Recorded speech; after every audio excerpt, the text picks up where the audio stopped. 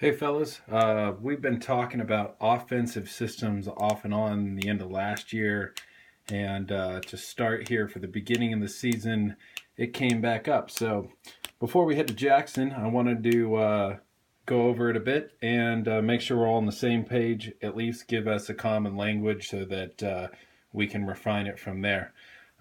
Quick refresher on where we want to be in front of the net. Um, Inside the house here, and we've got three areas. The reason I broke it down to that is you're either going to be high, low slot, you're going to be back door, or you might be screen in front of the shooter. That might reverse, if possession changes sides.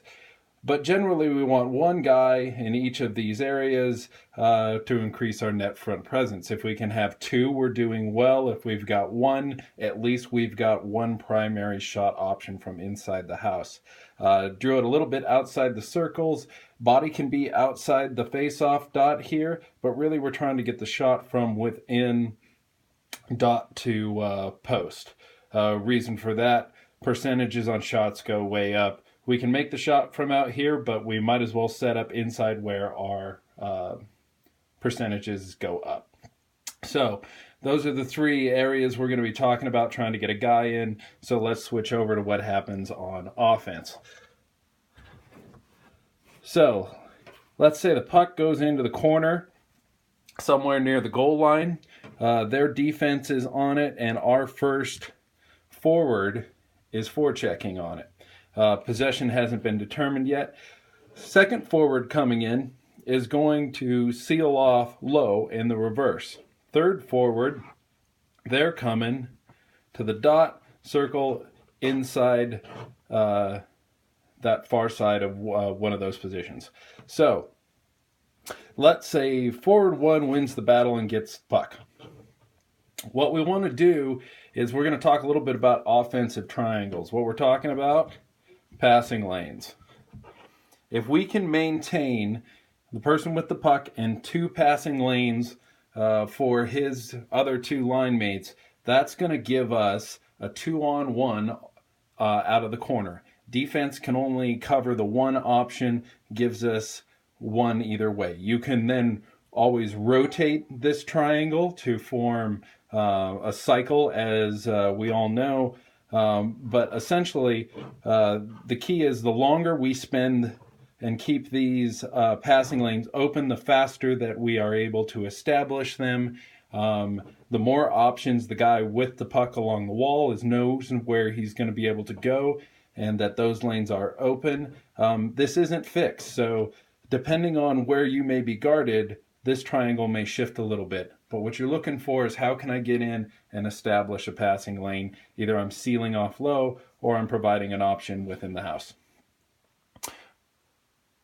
Okay, so let's say we want to move the triangle. So let's say this is a battle, goes down to F2. F2 is then going to move behind the net over to this side. So what's everybody do? F3, your job, whether this is our possession or their possession, you are following. You're either going to be the high guy for offense here, or you're going to be the high support on defense for the two forecheckers. So F3 is going to move over. He's going to be the close pass here on the same side as F2, who's carrying the puck. F1, who left the wall, he's going to come backside. So now we've got F1 backside, F2, F3 ready to go. There's our triangle. Now F1 can support down low if we're getting pressured or we lose possession.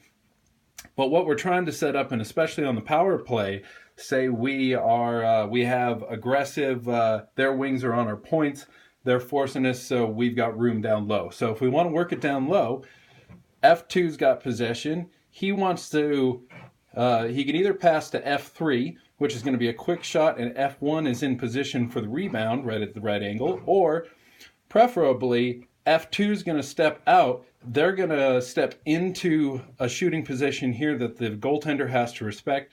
F3, you may drift just to maintain this angle a little bit, but what we're looking for is their defense bites on this threat, pass comes across to F1, boom, goal.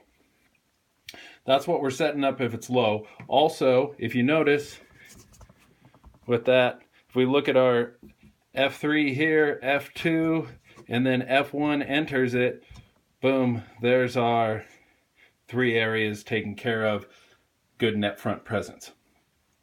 Okay, so let's talk what happens if we get possession on the half wall. So that was down low. If we're working it down low, let's say we get possession on the half wall. F1 wins it there. F2 supporting down low. If he gets pressure, he can always put it down the wall. F3, same spot. Okay, now he's got room to either, if he can walk off the wall or he wins this battle to walk off the wall, F3 is going to drift over, maybe down a little bit to this far side, depending on where you can find room. F2 is going to jump up in front of the net as a screen, and that way F1 can either shoot, pass, and we've got people in there for a rebound. So let's say F1 wins the puck along the wall, but there they've got a guy on him. He cannot walk out. He's going to use defense. Defense, now he moves it up the wall. D over here. Now we're talking for an upper triangle. Upper triangle looking something like this. That way D can move off the wall. If we're just in 5-on-5, that may mean F2 jumps up. F3, you can either be high slot or drift down to the far side for backdoor.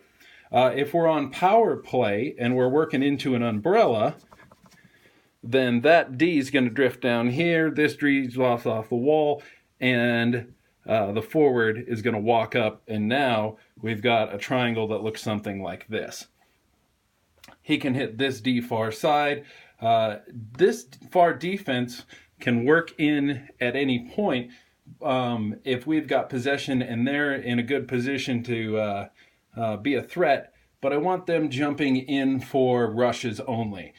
You come down, it's either going to be a shot or not. If it is a shot, follow it to the net. If this pass doesn't happen, pivot, back up out, and back into position. We need 2 people above the circle, top of circles at all times. So if this D jumps in, this forward knows, hey, he's below the circle, I got to come out. That way, if this defenseman doesn't get involved in that rush, it doesn't materialize, he backs up, then this forward can come in and he knows he can be covered. Defense, let's not get lost down in the corner pretending to be a forward, because usually that's where things start to get a little mixed up. So, couple rules on this. One was the two players above the top of the circle. So if D comes in, that's an instant recognize. Forward's got to come out. Second one was on the forecheck or offense or defense there, we've got 1 forward at the dot level, always if we've got 2 forwards low. And if you see this guy jump in, say their defense gains the puck and comes around, he mirrors, and then has angle. He's taking away pass first and then taking away space second. So rather than running straight at him, he's going to take away that pass middle of the ice, try to force the only lane up the boards, and if he can, he'll take away space if possible. But you see him jump below the dot, that means, say, this forward along the wall's got to come back out. Whatever the top guy is, he comes in and fills in. So that is all I had on offense. Make some comments, send me a text or an email, and if you like this, let me know. We'll figure it out, do some more of these if it helps, depending throughout the season. Thanks, guys. Have a good day.